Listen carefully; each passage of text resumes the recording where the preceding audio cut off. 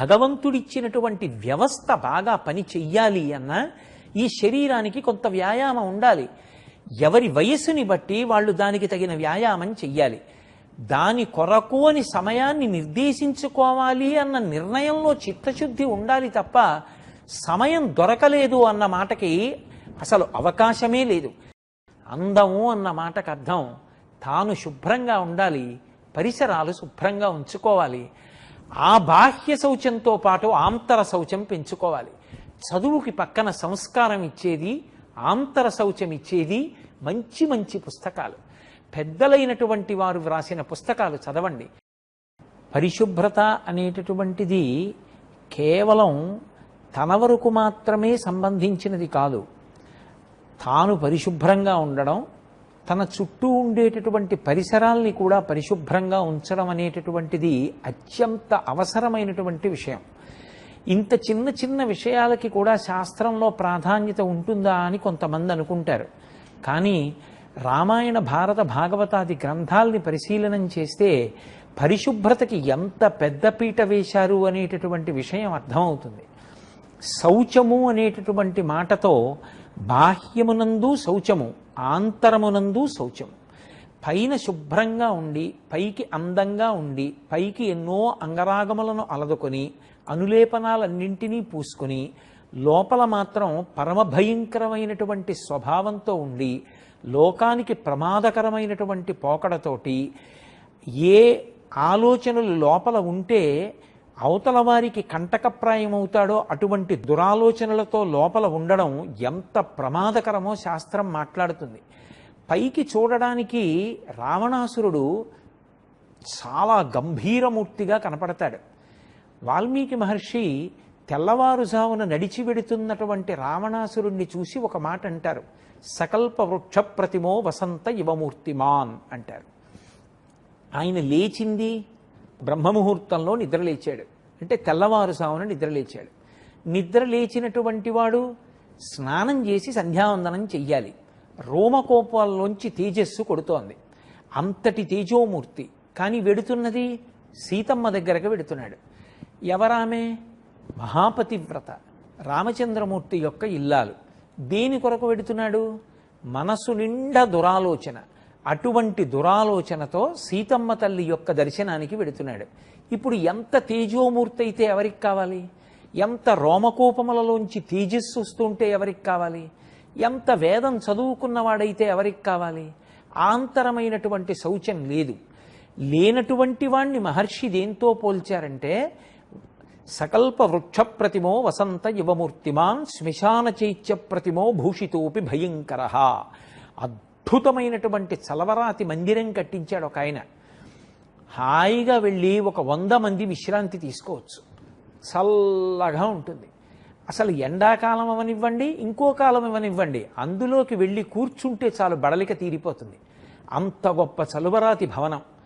అయ్యా వెళ్ళి విశ్రాంతి తీసుకుందాం అనుకుంటున్నాం, రోహిణీ కార్తీ ఏదో ఊళ్ళో శుభకార్యానికి వచ్చాం, కాస్త మీ దగ్గర మంచి భవనం ఉందని తెలిసింది, విశ్రాంతి తీసుకుంటాం, వెళ్ళమంటారా అని అడిగితే ఆయన తాళం చెవులు చేతికిచ్చి తప్పకుండా విశ్రాంతి తీసుకోండి అన్నాడు. ఎక్కడుంది భవనం అంటే శ్మశానం మధ్యలో ఉందన్నాడు. శ్మశానం మధ్యలో ఉన్న భవనం విశ్రాంతి తీసుకోవడానికి పనికొస్తుందా? శ్మశాన చైత్య ప్రతిమో భూషితోపి భయంకర. ఎన్ని భూషణములు వేసుకున్నా, ఎంత గొప్ప గొప్ప బట్టలు కట్టుకున్నా, ఆంతరమైనటువంటి శౌచము లేనివాడు, పవిత్రమైనటువంటి బుద్ధి లేనివాడు, శాస్త్రం మీద నమ్మకం లేనటువంటి వాడు, ఎన్ని చదువుకున్నా అనుష్ఠాన పర్యంతంలోకి రానివాడు అంత ప్రమాదకరమైనటువంటి జీవితం ఉన్నవాడు. అది ఆయనతో పోదు. ఆయనతో పాటుగా ఆంతర శౌచం లేకపోవడం, ఆయనని నమ్మి ఆయనతో ఉన్నవాళ్ళందరూ కూడా వెళ్ళిపోతారు. అందుకే అరణ్యకాండలో మారీచుడు ఆ రావణాసురుడితో మాట్లాడుతూ ఒక మాట అంటాడు, కళత్రాణిచ సౌమ్యాని మిత్రవర్గం స్థదైవచ యదీచ్ఛసి చిరం భోక్తం ఆకృధా రామవిప్రియం అంటాడు. నువ్వు ధర్మమూర్తి అయిన రాముడితో వైరం పెట్టుకున్నావు, నువ్వు ఒక్కడివే నశించవు, నీతో పాటుగా పుత్రమిత్ర కళత్రాదులు, లంకలో ఉన్నటువంటి వాళ్ళందరూ కూడా వెళ్ళిపోతారు అంటాడు. కారణం ఆంతరమైనటువంటి శౌచం లేకపోవడం. ఆంతర శౌచానికి ఎంత ప్రాధాన్యతో బాహ్యమునందు శౌచానికి కూడా అంతే ప్రాధాన్యత. వేదంలో స్నానానికి అంత పెద్ద పీట వేశారు అంటే కారణం శరీరాన్ని శుభ్రంగా ఉంచుకోవలసినటువంటి అవసరం. పరమేశ్వరుడిచ్చినటువంటి పరమాద్భుతమైనటువంటి ఉపకరణం ఈ శరీరం. ఈ శరీరంలో ఎన్ని నాడులున్నాయో, వెంట్రుకంత సన్నగా ఉండేటటువంటి రక్తకేశ నాళికలున్నాయో, మహానుభావుడు శరీరం అంతటినీ కూడా నిలబెట్టవలసినటువంటి ప్రధానమైన అవయవం గుండెని ఎముకలు ఉంచి ఉరప్పంజరాన్ని తయారు చేసి దాని మధ్యలో ఉంచి దాని కవాటముల ద్వారా రక్తాన్ని ప్రసరింపచేస్తున్నాడు.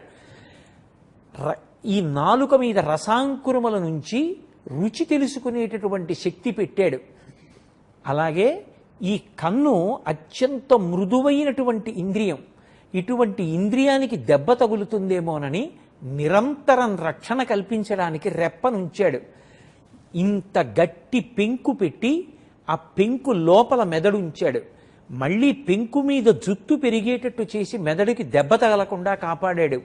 ఇంత అపురూపమైన నిర్మాణం చేసి పరమేశ్వరుడు ఈ శరీరాన్ని ఇస్తే, ఈ శరీరాన్ని నిరంతరం మట్టిలోనూ ఇంకొక చోట తిప్పి ఒంట్లోంచి పట్టినటువంటి చెమట పోయేటట్టు కూడా కనీసం స్నానం చేయకుండా పక్కన ఒక వ్యక్తి కూర్చుంటే యువతల వాళ్ళొక్క 10 నిమిషాలు మాట్లాడడానికి కూడా ఇబ్బంది పడేటట్టుగా వస్త్రధారణ చేయడం, స్నానం కూడా చేయకుండా ఉండడం అసలు ఏ విధంగానూ కూడా అంగీకారయోగ్యమైనటువంటి విషయంగా చెప్పబడదు. ఎక్కడో నీళ్లు దొరకనటువంటి దేశాలలో స్నానం చేయడం మానేసి బట్టలొక్కటి కట్టుకుని ఆ చర్మంలోంచి వచ్చేటటువంటి చెమట వాసన రాకుండా సుగంధ ద్రవ్యాలు వాడతారు. ఏదో శరీరానికి రకరకాలైనటువంటి సుగంధ ద్రవ్యాల్ని ఒంటి మీద చల్లుకుంటారు అనేక డబ్బాల ద్వారా అంటే దానికి ఏమైనా కొంత సబబు ఉంటుందేమో. కావలసినన్ని నీళ్లున్న దేశంలో, జీవనదులు ప్రవహిస్తున్నటువంటి దేశంలో కాళ్ళు చేతులు కడుక్కోకపోవడం, స్నానం చెయ్యకపోవడం, ఉతికినటువంటి బట్టలు కట్టుకోకపోవడం, చెమటతో తడిసిపోయినటువంటి బట్టలు కట్టుకుని ఉండడం అంగీకారయోగ్యములైనటువంటి విషయాలు కాదు. మనిషి తన శరీరాన్ని తాను శుభ్రంగా ఉంచుకోవడం అనేటటువంటిది కేవలం బాహ్యంలో స్నానం చేసి కడుక్కోవడం ఒక్కటే కాదు. ఒక అలసటని తట్టుకోవడానికి ఒక్క కుడి చెయ్యి ఒక 50 మార్లు తిరగవలసి వచ్చిందనుకోండి ఏదో కారణానికి, రెండో రోజు ఇంకా చెయ్యి పని చెయ్యలేనంతగా పట్టేయకూడదు. ఒక మూర్తి దగ్గర కూర్చుని 1 గంట అభిషేకం చేశాడనుకోండి, ఇక 2 రోజులు నొప్పి తగ్గే మాత్రలు వేసుకుంటే తప్ప నా కుడి చేయి పనిచేయదండి, నేను అభిషేకం చేశాననేటటువంటి దురవస్థ పొందకూడదు. ప్రతిరోజు శరీరానికి వ్యాయామాన్ని ఇవ్వాలి. మహాత్మా గాంధీ ఈ జాతికి తండ్రి లాంటి వారు, ఫాదర్ ఆఫ్ ది నేషన్ అని జాతిపిత అని గౌరవిస్తాం. అటువంటి గాంధీజీ సత్యశోధన అని తన యొక్క ఆత్మచరిత్ర రాసుకున్నారు. అందులో ఆయన 3 తప్పులు చెప్పుకున్నారు. నా జీవితంలో నేను 3 తప్పులు చేశాను, ఈ 3 తప్పులు ఏ పిల్లలు చెయ్యకూడదు అని నేను ఈ తప్పులు చెప్తున్నాను. 1, చదువు అనేటటువంటిది మస్తిష్కంలోకి వెడితే చాలు. ఎప్పుడైనా మార్కులు రావడం కోసం రాసినప్పుడు అవతల వారికి అర్థమవుతోందా లేదా అంతవరకు చాలు, అంతకన్నా చేతివ్రాత మీద దృష్టి పెట్టవలసిన అవసరం ఏముంది అని నా చిన్నతనంలో నేను చేతివ్రాత గురించి పట్టించుకోలేదు.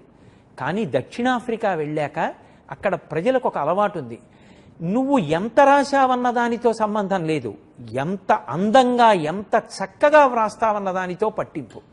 వాళ్ళు కాగితం మీద అక్షరాలు వ్రాస్తే ముత్యాలు పేర్చినట్టు ఉండేవి. నేను వ్రాత వ్రాస్తే అవతల వారు చూసి అసహ్యించుకునేటట్టు ఉండేది. నేను నా జీవితంలో చేసిన పెద్ద పొరపాటు, నేను నా చేతి వ్రాత సరిగా అభ్యాసం చెయ్యకపోవడమో అని నాకు అర్థమైంది. ఈ తప్పు ఏ పిల్లలు చేయకూడదు. చేతి వ్రాత బాగా నేర్చుకోండి. 1 వాక్యం రాయండి, 2 వాక్యాలు రాయండి. పొందికగా అందంగా చక్కగా వ్రాయడం నేర్చుకోండి. 2, మా నాన్నగారికి సేవ చేయడం కోసమని సాయంకాలం పూట్ల పాఠశాలలో వ్యాయామం చేయిస్తుంటే నేను విడిచిపెట్టి వెళ్ళిపోయేవాడిని.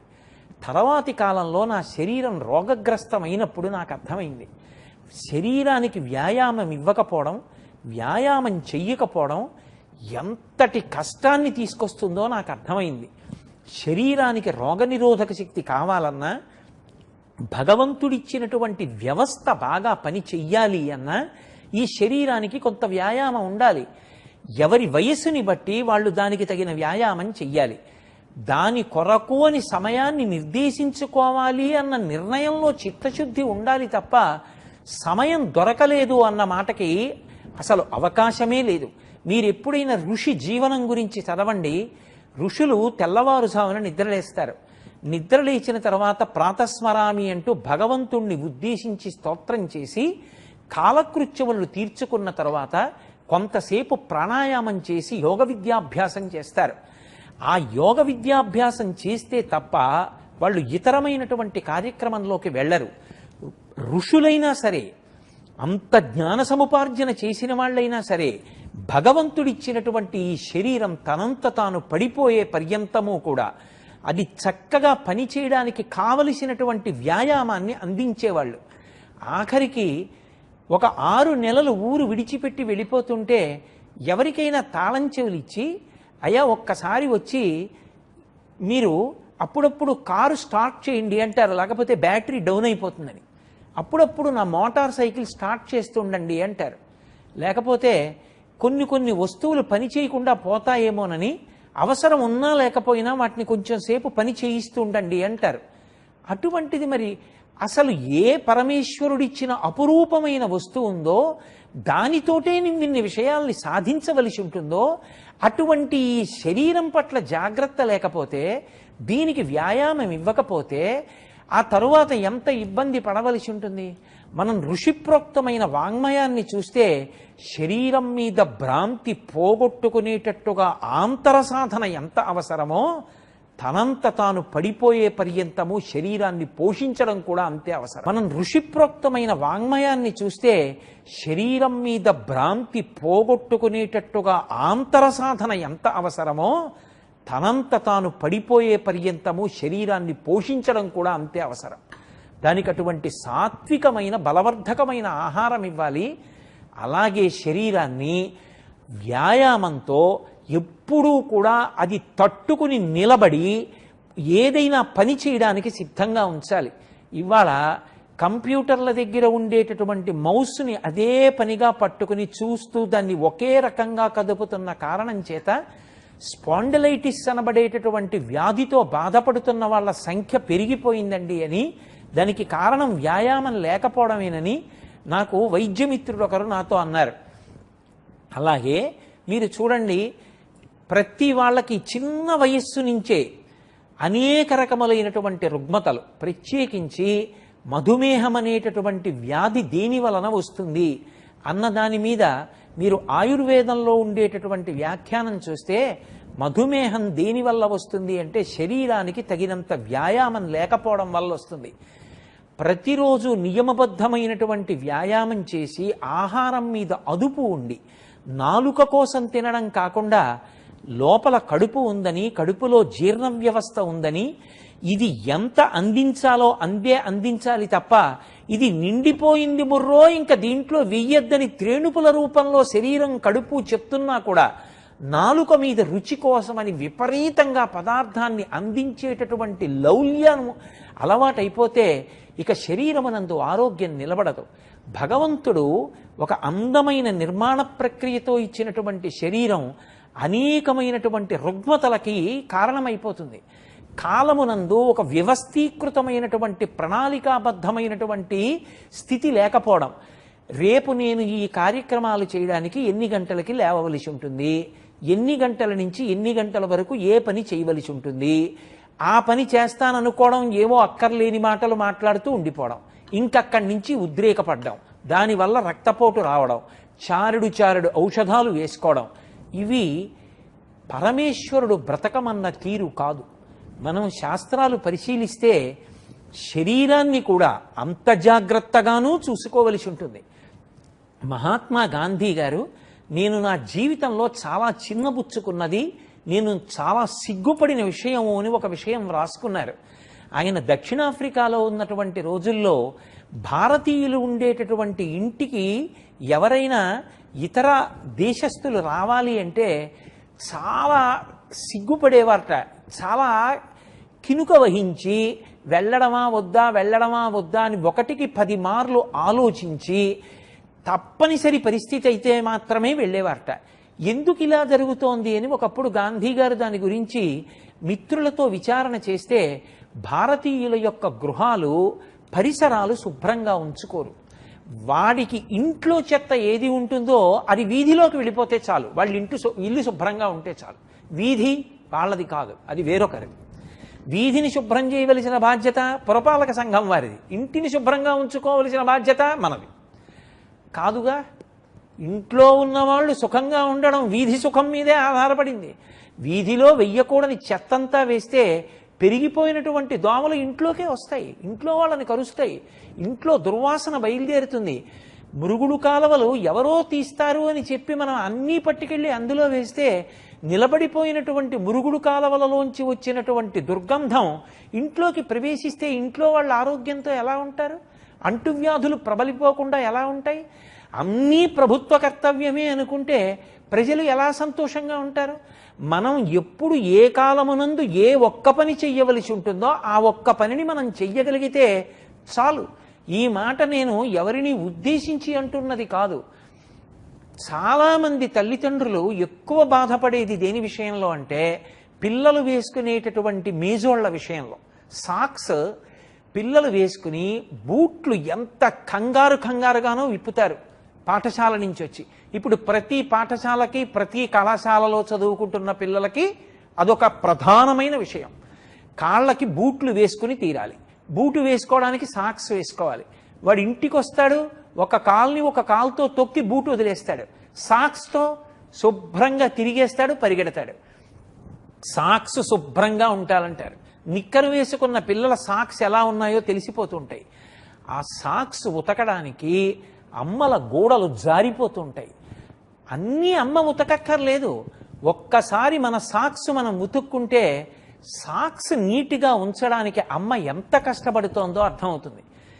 బనీను మనం వేసుకున్నటువంటి లోదుస్తుల విషయంలో కూడా అంత జాగ్రత్తగా ఉండాలి. పైకి ఎంత అందమైన బట్టలు వేసుకున్నాం, వాటి మీద ఎన్ని సుగంధ ద్రవ్యాలు కొట్టామన్నది ప్రధానం కాదు. లోపల వేసుకునేటటువంటి లోదుస్తులు కూడా అంతే శుభ్రంగా ఉంటాయా? ఏ కారణం చేతనైనా ఎవరింటికైనా నువ్వు వాటిని విప్పి దండెం మీద వేస్తే చూసినవాడు దానికి చాలా దూరం నుంచి వెళ్ళవలసినంత భయంకరమైన స్థితిలో ఉండకుండా ఉంటాయా?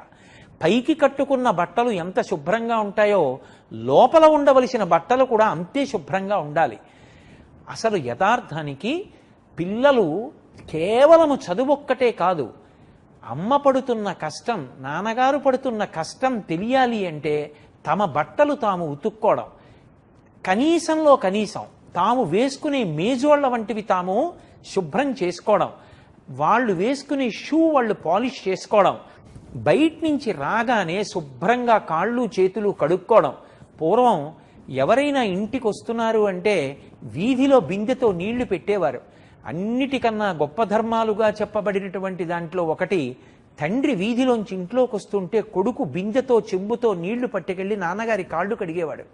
ఎందుకు కడగడం అంటే, బయట నుంచి వస్తున్నారు కనుక పాదములతో ఏ విధమైనటువంటి రాకూడనివి ఇంట్లోకి రాకుండా వీధిలో కాళ్ళు కడుక్కుని ఇంట్లోకి వచ్చేవారు. పరిశుభ్రతకి మన దేశం పెట్టింది పేరు. ఇవాళ పాటించకపోతే మనది తప్పేమో కానీ మన శాస్త్రాలలో పరిశుభ్రత గురించి చెప్పకుండా ఎక్కడా లేదు. ఏ వస్తువు ఎలా ఉండాలో, దేన్ని ఎలా పట్టుకోవాలో, ఎంత మంగళప్రదత్వంతో ఉండాలో, నా కుండలి, నా మకుటి, నా స్రగ్వి, నాల్పభోగవాన్, నా హస్తాభరణో, నాపి విద్యతే, నాప్యనాత్మవాన్, నా మృష్టో, నానులిప్తాంగో, నా సుగంధశ్చ విద్యతే, నా దాత. ఇన్ని మాటలు చెప్పారు రామాయణంలో.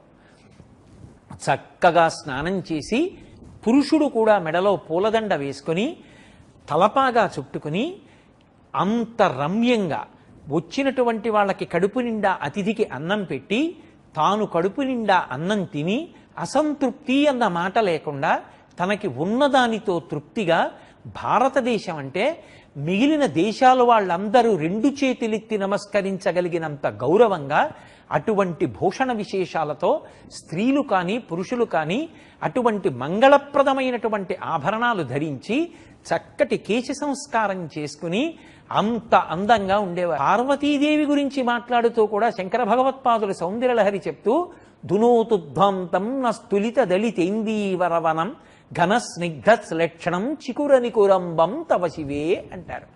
అమ్మవారి యొక్క జుత్తు నల్లగా తిత్తులు లేకుండా ఎక్కడా ముద్దలు ముద్దలుగా లేకుండా నల్ల కలువల తండం ఎలా ఉంటుందో అలా పాపట తీయబడి చక్కగా రెండు వైపులకి కూడా కురులు దువ్వబడి కొప్పుగా కూర్చబడి పూలమాలల చేత అలంకృతములై ఉంటాయి అంటారు. అసలు శరీరాన్ని ఎంత శుభ్రంగా ఉంచుకోవాలి అన్న దాని మీద శాస్త్రాలలో ఎంత ప్రధానంగానో చర్చింపబడింది. ఆరోగ్యంగా లేని వ్యక్తులు దేశంలో ఎంతమంది పెరిగిపోతుంటే దేశం యొక్క ఆర్థిక వ్యవస్థ కానివ్వండి, దేశంలో ఉండవలసిన మనుష్యుల యొక్క మనోబలం కానివ్వండి, అంత తగ్గిపోతుంది. అందుకే గురజాడ అప్పారావు గారు తిండి కలిగితే కండ కలదోయ్, కండ కలవాడే మనిషియోయ్ అన్నారు. అసలు ఆ వ్యాయామం చేసి శరీరం దృఢంగా ఉన్నవాడెవరుంటాడో వాడే ఏ పని చేయడానికైనా పనికొస్తాడు. అసలు ముందు శరీరమే ఏ పని చేయడానికైనా సిద్ధంగా లేకపోతే ఏ పని చేద్దామన్నా నా శరీరం అనుమతించదండి అన్నవాడు ఏ కార్యాన్ని చెయ్యగలడు? ఏ కార్యము చెయ్యలేనివాడు ఎలా జీవితంలో అభ్యున్నతిని పొందగలడు? శరీరాన్ని ప్రయత్నపూర్వకంగా కష్టపెట్టాలి. ఒకానొకప్పుడు మన రాష్ట్రంలో ఎంతటి గొప్ప గొప్ప వ్యాయామం చేసిన వాళ్ళు ఉండేవారంటే, నర్తనశాల అనబడేటటువంటి చలనచిత్రంలో భీమసేనుడి పాత్ర పోషించాడు దండమూడి రాజగోపాల్ గారని. ఆయన ఇనప గొలుసులతో ఆయన్ని కట్టేస్తే ఆయన ప్రాణాయామం చేసేవాడు. గట్టిగా ఊపిరి పీలిస్తే పట పట పటమని తెగిపోయేవిట ఇనప గొలుసులు. ఆయన కండలు తిప్పుతూ ఉంటే కట్టినటువంటి ఇనప గొలుసులు ఆ కొక్కేలు ఊడిపోయేవిట. కోడి రామ్మూర్తి నాయుడు గారని విజయనగరంలో ఉండేవారు. ఆయన జలస్తంభన వాయుస్తంభన విద్యలు అంతర్జాతీయ ప్రఖ్యాతి వహించాయి. దండమూడి రాజగోపాల్ గారికి మిస్టర్ ఏషియా అనబడేటటువంటి బిరుదు బహూకరింపబడింది. అంతర్జాతీయంగా ఎన్ని బహుమానాలు అందుకున్నారో, బాహ్యంలో ఎంత బలంగా ఉండేవారో ఆంతరముగా వాళ్ళ యందు అంత సున్నిత హృదయం ఉండేది. దండమూడి రాజగోపాల్ గారు పైకి ఎంత కండలు తిరిగిన వీరుడో, ఎన్ని దేశాలలో ఎన్ని బహుమానాలు పొందారో. కోడి రామ్మూర్తి నాయుడు గారికి ప్రొఫెసర్ అనబడేటటువంటి గౌరవవాచకంతో పిలిచేవారు. అదే దండమూడి రాజగోపాల్ గారు భీమసేనుడి పాత్ర పోషిస్తే మల్లయుద్ధం చేసిన, లేకపోతే కేవలం ఒక వంటలవాడిగా ప్రవర్తించిన, ఒక గరిటెని తొడ మీద పెట్టి ఉంచిన దానికి కృతకంగా ఏదో నిజంగా ఇలా పెడితే వంగిపోయేటటువంటి లోహంతో తయారు చేస్తే నటన చేయడం కాదు, వాళ్ళు నిజంగా అటువంటి బలంతో అటువంటి సమర్థతతో ఉంటే ఆయన అంతెత్తున నిలబడితే ఆయన్ని చూడగానే ఆయన ఉత్తరీయం వెనక నుంచి వచ్చి వంటవాళ్లు తీస్తుంటే లేచి నిలబడి కండలు సవరించుకుని మల్లయోధులతో యుద్ధం చేయడానికి ఎడుతుంటే నిజంగా తిక్కనగారు విరాట పర్వంలో ఎలా వర్ణించారో రాశీభూతమైనటువంటి అభినవ భీమసేనుళ్లాగే కనపడేవారు. నిజంగా అంత కష్టపడేవారు. ఎన్టీ రామారావు గారిని తెల్లవారుజామున కలుసుకోవడానికి తెల్లవారుజామున 4 గంటలకి 3:30కి మధ్యలో సీనియర్ ఐఏఎస్ ఆఫీసర్లు వెళ్ళి ఆయనతో ముఖ్య విషయాలు మాట్లాడేవారు. పివిఆర్కే ప్రసాద్ గారు తను వ్రాసుకున్నటువంటి ఈ పుస్తకంలో కూడా ప్రతిరోజు తెల్లవారుజామున ఎన్టీ రామారావు గారు ముఖ్యమంత్రిగా ఉండగా కలుసుకున్న అధికారులలో నేను ఒకడిని అని రాసుకున్నారు. అంత తెల్లవారుజామున లేచి ట్రాక్టర్ మన్ను పారతో పట్టుకుని ఇటువైపు నుంచి అటువైపుకి, అటువైపు నుంచి ఇటువైపుకి వేసేవారు. అంత గొప్పగా శరీర దారుఢ్యాన్ని నిలబెట్టుకున్నారు. కాబట్టే ఎటువంటి కష్టాలు జీవితంలో రానివ్వండి, ఎన్ని వేల కిలోమీటర్లు తిరగనివ్వండి, వాళ్ళ శరీరం సహకరించింది. ఎన్ని వేల సభలలో మాట్లాడనివ్వండి, మధ్యలో గుక్కెడు మంచినీళ్లు తాగవలసిన అవసరం లేకపోయింది. మల్లాది చంద్రశేఖర శాస్త్రి గారిని చూడండి, మహానుభావుణ్ణి. ఇప్పటికీ 82 సంవత్సరముల వయసు వస్తున్నా ఏమి ధారణాశక్తి! ఏ విషయం ధర్మ సందేహాలు అని అడగండి, పుస్తకాధారం లేకుండా జవాబు చెప్తారు. ఇప్పటికీ మహాభారతం చెప్తుంటే తిరుపతి వెంకట కవుల పద్యాలు చదువుతుంటే అది కంఠమా శంఖమా అనిపిస్తుంది. అలా నిలబెట్టుకోగలిగారు అంటే వాళ్ళ యొక్క పరిశ్రమ, వాళ్ళు చేసినటువంటి పూజ, వాళ్ళ యొక్క వ్యాయామం, భగవంతుడిచ్చినటువంటి అపురూపమైన ఉపకరణాల్ని అంత జాగ్రత్తగా అంటిపెట్టుకున్నారు. సచిన్ టెండూల్కర్ రాత్రికి రాత్రి కీర్తి సంపాదించుకున్నవాడు కాదు. ఇప్పటికీ టెండూల్కర్ చేసేటటువంటి సాధన గురించి చదవండి. 40 సంవత్సరములు దాటిపోయే, కంటికి కళ్ళజోడు అవసరం లేదు. ఎక్కడ ఏ చప్పుడైందో చెవులతో వినగలడు. అవతల వ్యక్తి పరిగెత్తుకొచ్చి చెయ్యి తిప్పుతుండగా బంతి ఎంత వేగంతో వస్తుందో, ఎలా వస్తుందో, ఎక్కడ పడుతుందో, ఎంత పైకి లేస్తుందో లెక్క కట్టగలడు. పైకి లేస్తున్న బంతిని తల ఉంచి వదిలేయగలడు. ఏ బంతిని ఎటువైపు కొట్టాలో అటు కొట్టగలడు. ఇటువైపు వస్తున్న బంతిని అటువైపు కొట్టాలంటే అకస్మాత్తుగా అటు తిరిగి కూర్చుని ఎడం వైపుకి తిప్పగలడు. ఇలా తిప్పి నడుం పట్టేసిందనో గోడ పట్టేసిందనో బెంగపెట్టుకోడు. లేకపోతే నిప్పి తగ్గే మాత్రలు వాడుతున్నాను అనడు. సచిన్ టెండూల్కర్ని ఆయన బ్యాటింగ్ని చూసి ప్రశంసించడం కాదు, ఆయన 40 సంవత్సరాల తర్వాత కూడా అంత ఐశ్వర్యవంతుడై పార్లమెంట్లో గౌరవ సభ్యుడై ఒక్కనాడు నోటి వెంట వివాదాస్పదమైనటువంటి మాట రాకుండా నాలుకని నిగ్రహించగలిగాడంటే, తనని విమర్శించిన వాళ్ళకి బ్యాటుతో జవాబు చెప్పగలిగాడంటే, ఇప్పటికీ అంతర్జాతీయ క్రికెట్ ఆడగలుగుతున్నాడు అంటే, ఇప్పటికటువంటి షాట్స్ కొట్టగలుగుతున్నాడంటే, ఇప్పటికీ 40 ఏళ్లు దాటిపోయిన తర్వాత బౌండరీ లైన్ దాటడానికి విడిపోతున్నటువంటి బంతి వెంట పరిగెత్తి ఇక్కడి నుంచి కొన్ని గజాల దూరం డేకి కింద పడి చేతితోటో కాల్తోటో బంతిని వెనక్కి తొయ్యగలుగుతున్నాడంటే ఆయన యొక్క వ్యాయామం, ఆయన ఏ క్రీడలో ఉన్నాడో దానికి తగినట్టుగా శరీరాన్ని నిలబెట్టుకోవడంలో ఎంత పరిశ్రమ చేస్తాడో ఆలోచించండి. ఎప్పుడూ చదువు చదవద్దని నేను అనను, కానీ 24 గంటలు అదే గదిలో అక్కడే కూర్చుని ఆ కంప్యూటరు, ఆ మౌసు, ఆ పుస్తకాలు, ఆ సెల్ ఫోనే అంటే మనసుకి ఉత్సాహం ఎక్కడుంటుంది? తెల్లవారుజామునే లేచి ఒక్క అరగంట సేపు మంచి చెట్ల మధ్యలో పక్షుల యొక్క కలకూజితాలు వింటూ సూర్యోదయం అయ్యే ముందు ప్రకృతిలో వచ్చేటటువంటి మార్పులను ఆస్వాదిస్తూ పరమ సంతోషంగా అలా కాసేపు వీధిలో తిరిగి వ్యాయామం చేసి ఇంటికొచ్చి చల్లటి నీళ్లు తలమించి స్నానం చేసి ఒళ్ళు తుడుచుకొని వచ్చి కూర్చోండి. పుస్తకం పట్టుకుంటే అదొక పెద్ద సాధన. పుస్తకం నేనైపోవాలి, పుస్తకంలో ఉన్నది నేను కావాలి. అందుకే మనకి ఛందస్సు వచ్చింది. ఛందస్సు దేనికి అంటే ధారణకి ఉపయుక్తం అవుతుంది. పుస్తకం ఇంట్లోనూ నేను వీధిలోనూ ఉంటే ఆపత్కాలంలో నాకు ఏదైనా కావాలి అంటే ఎలా జ్ఞాపకం ఉంటుంది? ఇంటికి వెళ్ళి పుస్తకం చూడాలా? కాదు. జ్ఞాపకంలో ఉండాలి అంటే ఛందోబద్ధం చేసి అందించారు. ఛందస్సుతో ఉన్నవి జ్ఞాపకం పెట్టుకోవడం తేలిక. అలా జ్ఞాపకం పెట్టుకోవాలి అంటే మత్తు వదిలిపోయి ఉత్సాహంగా కూర్చోగలగాలి.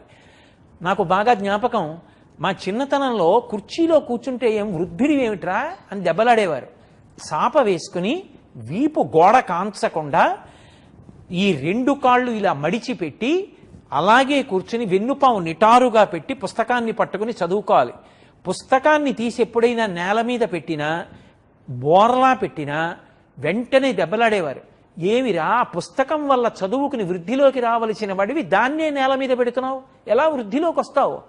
పుస్తకాలు చదవడం గొప్ప కాదురా, ఇవాళ ఏం చదువుతాను అన్న అవగాహనతో కావలసిన పుస్తకాలు తెచ్చి పెట్టుకోవడం.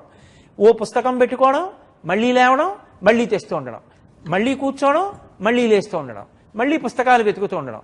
ఈ లోపల సమయం అయిపోతుంది. ఒకటి రాస్తాడు, రెండోది రాయడానికి సమయం ఉండదు. ఏం చదువుదాం అనుకుంటున్నావో తెచ్చి చాప మీద పక్కన పెట్టుకుని క్రింద కూర్చుని 2 కాళ్ళు మడుచుకుని చదవడం మొదలు పెడితే, నాకు బాగా జ్ఞాపకం, నా స్నేహితుడు ఒకడు ఉండేవాడు. ఆ స్నేహితుడు అంత ఐశ్వర్యవంతుడు కాదు, 2 గదుల ఇల్లు. 2 గదుల ఇంట్లో చుట్టాలు వచ్చి గట్టిగా మాట్లాడుతుంటే వాళ్ళ పెద్దనాన్నగారు వాళ్ళు, నాన్నగారండి పరీక్ష ఉందంటే వాళ్ళ నాన్నగారు, మనమేం ఆగర్భ శ్రీమంతులం కాదురా, ఇంటికి బంధువులు రాకుండా ఉండరు, నీ పని మీద నువ్వు బుర్ర పెట్టుకోరా, మీ అమ్మ వంట చేయడానికి ఇంటికి బంధువులు వచ్చారు చేయలేకపోతున్నాను పోపు మాడిపోయింది అందా, నేను చెయ్యవలసిన పని చేయట్లేదా, నువ్వు చదువుకోవడానికి పెద్దనాన్న అడ్డెందుకు అవుతాడు, నువ్వు దాని మీద దృష్టి పెట్టడం నేర్చుకో. అంతేకాని ఇప్పుడు నీకు కొత్తగా గది కట్టించి నువ్వు ఒక్కడివి చదువుకోవడానికి ఇవ్వగలిగిన స్తోమత నాది కాదు. నువ్వు అలా చదువుకుని అంత కష్టంలో ఉన్న నాన్నగారిని ఇవాళ సుఖపెట్టానని నువ్వు అనగలిగిన స్థితికి ఎదగాలని నేను నమస్కారం చేస్తున్నాను తప్ప నేను ఇవన్నీ ఇస్తే చదువుకుంటే గొప్ప కాదురా అని మా నాన్నగారు అన్నారా. మా నాన్నగారు అన్న మాట నాకు ఇక్కడ తగిలిందిరా. నిజం, మా నాన్నగారి శక్తి అంతే. నాకు నిశ్శబ్దంగా ఉండాలి, ఆయన కనీసం రేడియో వినకూడదు, ఆయన పెదనాన్నగారితో మాట్లాడకూడదంటే ఆయన ఏం చేయగలరా? ఆయన చెప్పింది నిజం. అమ్మ వంట చేయగలేంది నేను ఎందుకు చదువుకోలేను? ఆ ప్రశ్న నాలో సాధనకి దారి తీసింది. అది ఇవాళ ఏ స్థితికి వెళ్ళిందంటే నా చుట్టూ గంటలు కొడుతున్నా నేను పట్టుకున్న పుస్తకాన్ని నేను చదువుకుంటాను. పుస్తకం చదవడం అంటే నువ్వు ఆ పుస్తకం కావాలి. పుస్తకంలో ఏముందో నీ మస్తిష్కంలోకి వెళ్ళిపోవాలి. చూడడం కంటికి ధర్మం, పైకి అనడం నోటికి ధర్మం. చదవడం అంటే పుస్తకం చదవడం కాదు, పుస్తకంలో ఏముందో అది నీలోకి వెళ్ళిపోయిందా, ధారణ చేశావా? అలా ధారణ చెయ్యగలిగితే, అలా చదువుకోగలిగితే, పుస్తకాలని అలా ప్రేమించగలిగితే అది పరిసరాల్ని శుభ్రంగా ఉంచుకోవడం. నువ్వు చదువుకున్న పుస్తకాలు అంత అందంగానూ మళ్ళీ పేర్చుకోవాలి. నువ్వు పుస్తకాలు చదివితే మళ్ళీ ఆ పుస్తకాలు తీసుకెళ్ళి ఎవరో పేర్చడం కాదు. నీకు సమయం అయిపోతే అమ్మ పుస్తకాల సంచిలో పుస్తకాలు పెట్టడం కాదు. కొత్తగా అట్టలు వేసి ఇచ్చిన పుస్తకాలు నెల రోజులు అయ్యేటప్పటికి బయటికి తీస్తే మొదటి 3 పేజీలు ఊడిపోవడం కాదు. ఎన్ని సంవత్సరాల పుస్తకం చదివినా ఆ పుస్తకం ఇలా ముట్టుకుని చదివితే వేరొకరు చదవడానికి సిద్ధంగా ఉండాలి తప్ప అక్కర్లేనివన్నీ రాసేస్తూ ఉండడం, దాని మీద చుక్కలు పెడుతూ ఉండడం, దాని మీద పిచ్చి పిచ్చి గీతలు గీస్తూ ఉండడం. అసలు కూర్చోవడం అంత శుభ్రంగా కూర్చోవాలి, చదవడం అంత బాగా చదవాలి, పుస్తకాలు దాచుకోవడం అంత బాగా దాచుకోవాలి, పుస్తకాలు సర్దుకోవడం అంత బాగా సర్దుకోవాలి, పుస్తకాన్ని పట్టుకోవడం అంత అందంగా పట్టుకోవాలి. అసలు పుస్తకాన్ని పట్టుకోవడంలో, పుస్తకం మీద వ్రాయడంలో ఏమి వ్రాసావు అన్న దాన్ని బట్టి అర్థమైపోతుంది. రఫ్ వర్క్ చేసేవారు మా చిన్నతనంలో. నాకు ఇప్పటికీ బాగా గుర్తు. కృష్ణమూర్తి అని నాకు స్నేహితుడు ఉండేవాడు. ఇప్పటికీ దక్షిణ భారతదేశంలో చెన్నైలో పనిచేస్తున్నాడు. నేను ఈ మధ్య ఉపన్యాసాలకు వెడితే ఓసారి వచ్చి కలిశాడు, నన్ను మురిచిపోయిన పెద్ద అధికారిగా ఉన్నాడు. అతను ఒక్క పావుటావు మీద చిన్న చిన్న అక్షరాలతో లెక్కలు చేసేటప్పుడు ఆ రఫ్ వర్క్ చేస్తే ఎంత పొందిగ్గా ఎంత అందంగా చేసేవాడు. ఆ పొందిక ఇప్పటికీ అంత పెద్ద స్థితికి వెళ్ళగలిగాడు. అన్నం తింటే అంత శుభ్రంగా తినగలగాలి. పరమేశ్వరుడు చేతినిచ్చాడు. వేదం అంటుంది చేతితో అన్నం తినే ప్రాణులు 3 ఉన్నాయి, అవి ఉత్కృష్ట ప్రాణులు అని ప్రకటించింది. అవి ద్వైపములు, 2 అంచెల్లో చేతితో తింటాయని. చక్కగా చేత్తో అన్నం కలుపుకుని ఆ అమ్మ వడ్డిస్తూ ఉండగా ఆ అన్నాన్ని శుభ్రంగా తిని ఏదో విడిచిపెట్టవలసినటువంటివి ఏ మిరపకాయ లాంటివో, తినకూడనటువంటివో ఏ గింజలాంటిదో వస్తే అందంగా ఓ పక్కకి పెట్టి విస్తరి ఎత్తడానికి ఎంత అందంగా ఉండాలో. అంతేకాని క్రింద కూర్చుని ఆరోగ్యం నిలబడడానికి 2 కాళ్ళు మడిచిపెట్టి అన్నం తినడం అలవాటు చేసుకోవాలి. చిన్నతనం నుంచి కుర్చీలో కూర్చుని బల్ల మీద పెట్టుకుని అన్నం తినడం అలవాటు చేసుకుంటే రేపొద్దున్న ఓ దేవాలయంలో కూర్చోవలసి వచ్చినా, ఆఖరికి వాడి ఉపనయనానికి పెళ్లికి కూర్చోవలసి వచ్చినా వాడికి కూర్చోవడం రాదు. ఎందుకని? కింద కూర్చోవడం అలవాటు లేదు. భూమి మీద ఆసనం వేసుకుని కూర్చుంటే ఎన్ని గంటలైనా అలా కూర్చోగలిగినటువంటి ప్రజ్ఞ అంకురించాలి. ఒక వయసు వచ్చిన తరువాత ఏదో మోకాళ్ళ నొప్పులు వచ్చాయండి కూర్చోలేకపోతున్నాను అభ్యంతరకరం కాదు. చిన్న వయస్సులో ఎందుకు సాధన చెయ్యవు? ఎందుకు కుర్చీలో కూర్చుని బల్ల మీద పెట్టుకుని అన్నం తింటావు? చెంచాతో తినవలసిన అవసరం ఏమిటి? కోతి, ఏనుగు, మనుష్యుడు ఈ 3 కూడా ద్వైపములు. చేత్తో తింటాయి, 2 అంచెల్లో తింటాయి. ఏనుగు తొండంతో పట్టుకుని నోట్లో పెట్టుకుంటుంది, కోతి చేత్తో పట్టుకుని నోట్లో పెట్టుకుంటుంది, మనుష్యుడు చేత్తో పట్టుకుని నోట్లో పెట్టుకుంటాడు. చేతితో అన్నం తిని చేతులు కాళ్ళు కడుక్కుని యువతలకొస్తే మా చిన్నతనంలో చెయ్యి వాసన చూసి చెప్పేవారు ఏ పదార్థం ఉండేవారు. అంత ఘుమఘుమలాడుతూ అమ్మ వండుతుంది. నువ్వు కడుపు నిండా అమ్మ పెట్టింది తిని చక్కగా మన కంచం మనం కడుక్కుని, అథవా మనం అన్నం తిన్న చోట వేరొకరు ఆ పడిపోయిన మెతుకులవి ఎత్తడానికి అబ్బా అనుకునేటట్టు ఉండకూడదు, అంత శుభ్రంగా ఉండాలి. ఇప్పటికీ మా గురువుగారు భోజనం చేస్తే ఆయన భోజనం చేసినటువంటి విస్తరి వడ్డించడానికి ముందు ఎలా ఉంటుందో వడ్డన అయిపోయాక అలా ఉంటుంది. తినడం ప్రధానం కాదు, నీకు కావలసినంతే వడ్డించుకున్నావా, ఆ వడ్డించుకున్నది పూర్తిగా తినేశావా. ఒక మెతుకు కోసం కొన్ని కోట్ల మంది అలమటించిపోతున్నారు. పట్టెడన్నం దొరికితే చాలని కనుగుడ్లు అంగుళం మేర లోపలికి పోయి ఎంతోమంది ఏడుస్తున్నారు. అంతమంది అన్నార్తులై మెట్ల మీద గుడి అరుగుల దగ్గర కూర్చుని చెయ్యి చాపి భిక్షాందేహి అంటున్నారు. కొంతమంది అన్నం లేక స్పృహ తప్పి పడిపోతున్నారు. అలాంటి రోజుల్లో కడుపు నిండా అన్నం తినడానికి నోచుకోవడం భగవంతుడిచ్చినటువంటి అదృష్టం. కావలసిన దానికన్నా ఎక్కువ పెట్టించుకోవడం, విషయాన్ని పదార్థాన్ని విస్తట్లో విడిచిపెట్టేసి ఉత్తరాపోసనం పట్టడం, ఆ పదార్థాన్ని అలా వదిలిపెట్టడం దోషభూయిష్టం. ఎవరైనా సరే ఒకసారి వేసిన విస్తట్లో పదార్థం ఎంత కావాలో అంతే వేసుకోవాలి, అంతే తినాలి. ఎందుచేత అంటే అన్నం పరబ్రహ్మస్వరూపం, అది ప్రాణాల్ని నిలబెడుతుంది.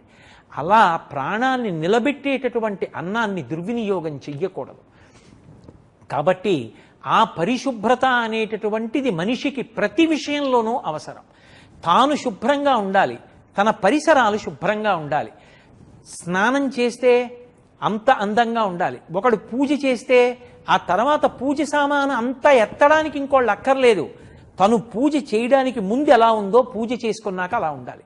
ఎక్కడి వస్తువులు అక్కడ పెట్టేయాలి. తను చదువుకుంటే నా పెన్ ఎక్కడుంది, నా పెన్ ఎక్కడుంది, నా పెన్ ఎక్కడుంది అని 10 మాటలు వెతుక్కోకూడదు. స్కూల్కి వెళ్లే ముందు పెన్ ఎక్కడుందని వెతకడం, పరీక్షకి వెళ్లే ముందు హాల్ టికెట్ ఎక్కడుందని వెతకడం,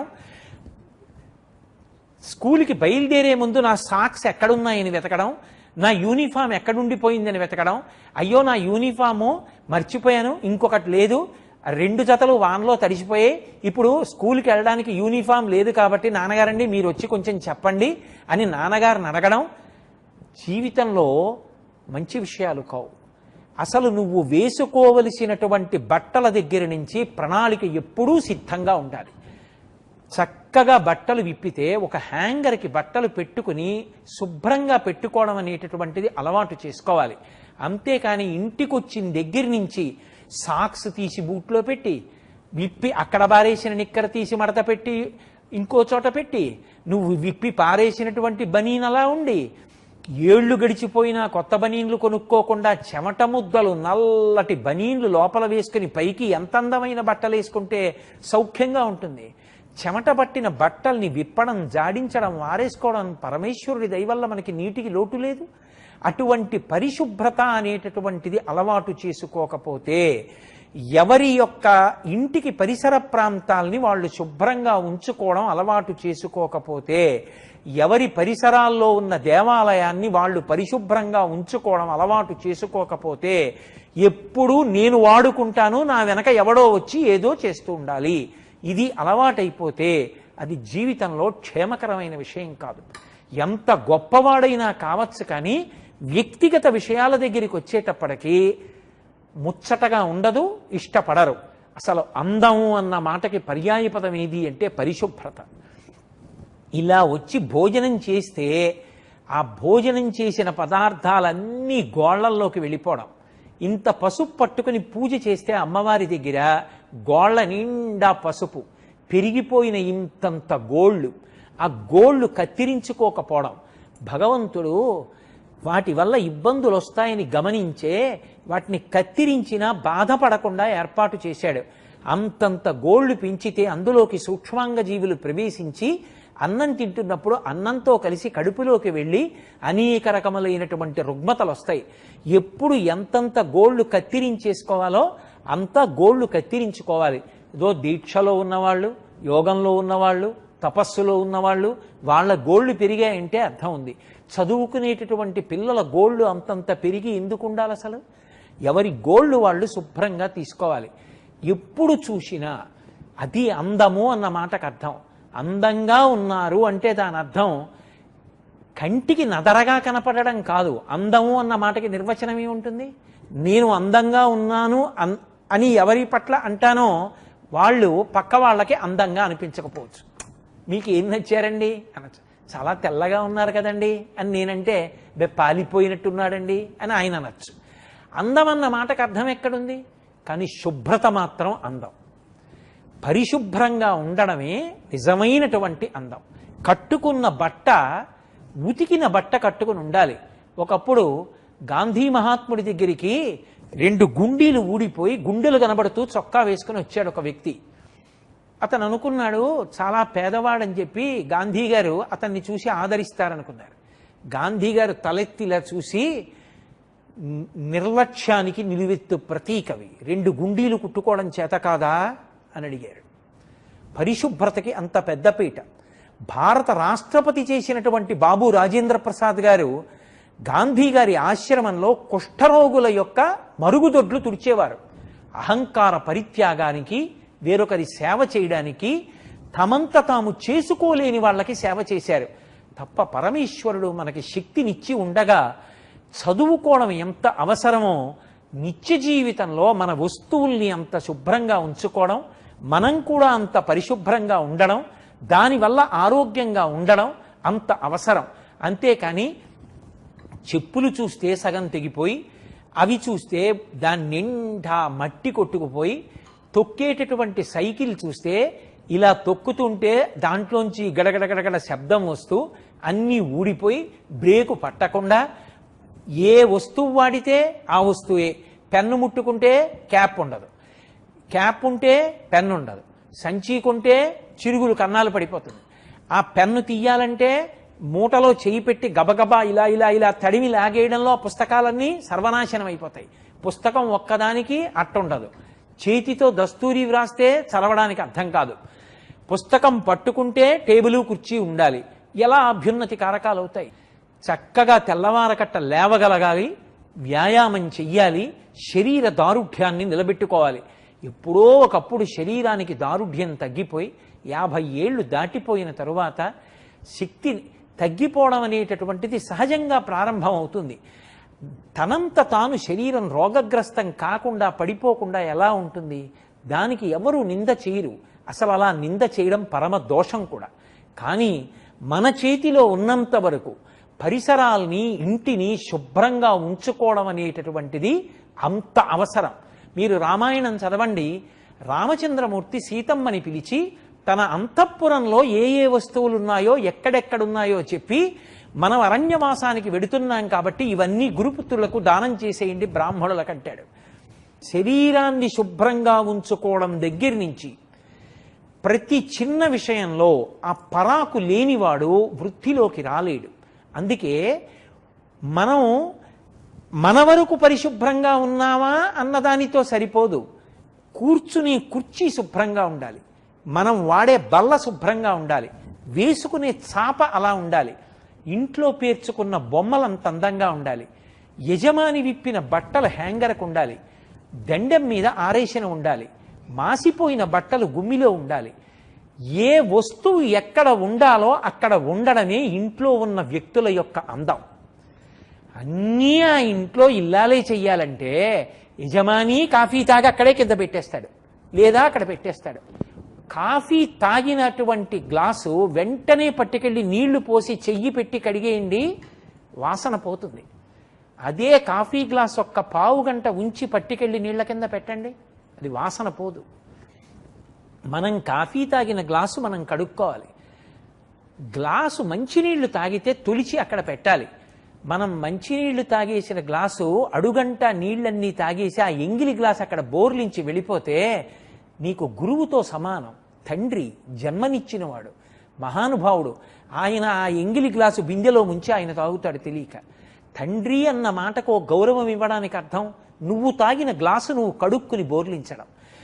అమ్మ అంత కష్టపడి కంది, ఎన్ని నోములు నోచిందో, ఎన్ని వ్రతాలు పట్టిందో ఆ పిల్లాడు పుట్టాలని. తాను మరణ సదృశమైనటువంటి వేదన పొందింది, అంత నిత్తురు పోగొట్టుకుంది, అంత కష్టపడింది. పుట్టిన పిల్లాన్ని అక్కున చేర్చుకుని కౌగిలించుకుని ముద్దు పెట్టుకుంది. చిన్నతనంలో మలమూత్ర విసర్జన చేస్తే తెలియకపోతే అవయవాలు తుడిచింది, కడిగింది, బట్టలు మార్చింది. ఇప్పుడు నువ్వు కొంచెం పెద్దవాడి అవుతున్నావు.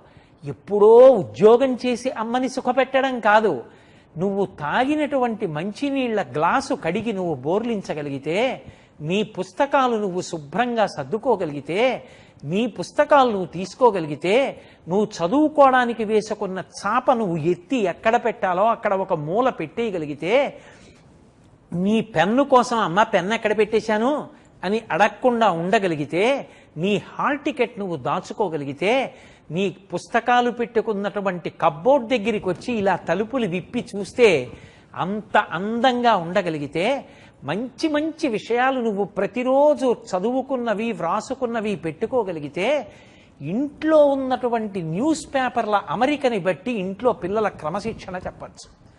న్యూస్ పేపర్లు, పుస్తకాలు, వస్తువులు ఎక్కడ పడితే అక్కడ, ఈపాటి ఎత్తులో ఏదైనా దొరికిందనుకోండి, ఈపాటి ఎత్తులో దొరికిన ప్రతిదాని మీద ఉండకూడని వస్తువులన్నీ ఉన్నాయనుకోండి, వేసుకునే మందుల దగ్గర నుంచి తలలో పెట్టుకునే పువ్వుల వరకు, చదువుకున్న పుస్తకాల దగ్గర నుంచి వ్రాసుకునే కళాల వరకు, భోజనాలు చేసే బల్ల మీదే ఉంటాయనుకోండి, భోజనం చేసే ముందు కుప్పలా పక్కకి తీసి అన్నం తినడం, మళ్ళీ ఆ తర్వాత దాని మీదే.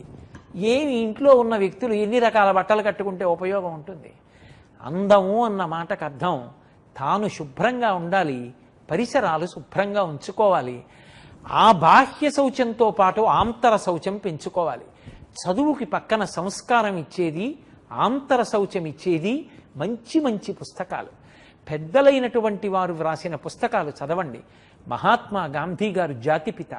ఆయన పడ్డ కష్టాల గురించి దక్షిణాఫ్రికాలో పరిసరాలు పరిశుభ్రంగా ఉంచుకోని వాళ్ళు భారతీయులని నింద చేస్తే, నా వాళ్ళు అన్న బాధతో ఆయన భారతీయులందరినీ పిలిచి సమావేశాలు పెట్టి, భారతీయులు నివాసం ఉంటున్నటువంటి ఇళ్ల దగ్గరికి వెళ్ళి వాళ్ళు తమ పరిసరాలను ఎలా పరిశుభ్రంగా ఉంచుకోవాలో, ఇల్లు పరిశుభ్రంగా ఉంచుకోవడం ఒకటే కాదు, కనపడ్డ ప్రతి వస్తువు కిటికీలోంచి రోడ్డు మీదకి విసిరేయకుండా ఒక ఆ పనికిరాని పదార్థాలు వెయ్యవలసినటువంటి డబ్బాలో ఎలా వెయ్యాలో, తద్వారా తన చుట్టూ ఉండేటటువంటి పరిసరాల్ని ఎలా శుభ్రంగా ఉంచుకోవాలో మనకి గాంధీ గారు తన జీవిత చరిత్రలో దక్షిణాఫ్రికాలో పడ్డ కష్టాల రూపంలో 10 మంది ఆ మాట అంటుంటే ఎంత అవమానకరంగా ఉంటుందో తెలుస్తుంది. మనం అమ్మ మాట పడేలా చేయడం చాలా దోషభూయిష్టమైన జీవన విధానం. అన్ని అమ్మ చేస్తుంటే ఎదురుగుండా ఉన్నటువంటి ఇంకొక పిల్లాడి తల్లి వచ్చి, ఏమిటి మీ అబ్బాయి చదువుకున్న చాప మీరే ఎత్తి వాడి పుస్తకాలు కూడా మీరే సర్దాలా, మా అబ్బాయికి అలా అలవాట్లేదు అని మా వాడికి ముందే చెప్పాలి, వేరే వాడిని చూసి నేర్చుకోకే అని చెప్పాలి. లేకపోతే మా వాడికి అలవాటు అవుతుందేమో అందనుకోండి, కన్న తల్లి ఎంత బాధపడుతుంది. మార్కులు రాలేదనుకోండి, అమ్మ కొట్టదు, నాన్నగారు కొట్టరు, ఎందుకంటే పరమేశ్వరుడు వాడికి ఇచ్చిన మేధాశక్తి అంతే. 45 మార్కులే వస్తాయి, పరమతృప్తి పొందుతారు, చాలు. ఆ 45 మార్కులు వాడికి అంతే తెలివితేటలు ఇచ్చాడు. ఎదుటి పిల్లాడికి 99 వచ్చాయని మా అబ్బాయికి రాలేదని తల్లిదండ్రులు కొట్టరు. కానీ నీ పుస్తకాలు నువ్వు తీయకపోతే, నువ్వు కూర్చున్న చాప తీయకపోతే మాత్రం ఖచ్చితంగా బాధపడతారు. అందుకే పరిసరాల పరిశుభ్రత, వ్యక్తిగత పరిశుభ్రత విషయంలో అందరూ పూనిక వహించి చక్కగా వృద్ధిలోకి వచ్చేటటువంటి ప్రయత్నం చెయ్యాలి. కామకోటి పీఠాధిపత్యం వహించిన చంద్రశేఖరేంద్ర సరస్వతి మహాస్వామి వారు కూడా ఎప్పుడైనా పిల్లలను ఉద్దేశించి మాట్లాడితే ఒక మాట అడిగేవారు, ఈ పిల్లలలో దురదలున్నవాళ్ళు కానీ ఒంటి మీద కురుపులు వచ్చిన వాళ్ళు కానీ ఉన్నారా అని అడిగేవారు. వాళ్ళని ప్రత్యేకం కూర్చోపెట్టి చెప్పేవారు, తప్పు, ఒంటి నిండా మట్టి ఉండబట్టి కదూ, సరిగ్గా స్నానం చేయకపోబట్టి కదూ, కాళ్ళు చేతులు కడుక్కోక కదూ, ఏ గజ్జి లాంటిదో వస్తే అంటుకుంటుందని మిగిలిన పిల్లలు దూరంగా పెడతారు. అది ఎంత చీము రక్తం కారుతూ ఎంత భయంకరంగా ఉంటుందో. పరమేశ్వరుడు అందమైన శరీరం ఇస్తే అక్కర్లేని మచ్చలు పడిపోతాయి.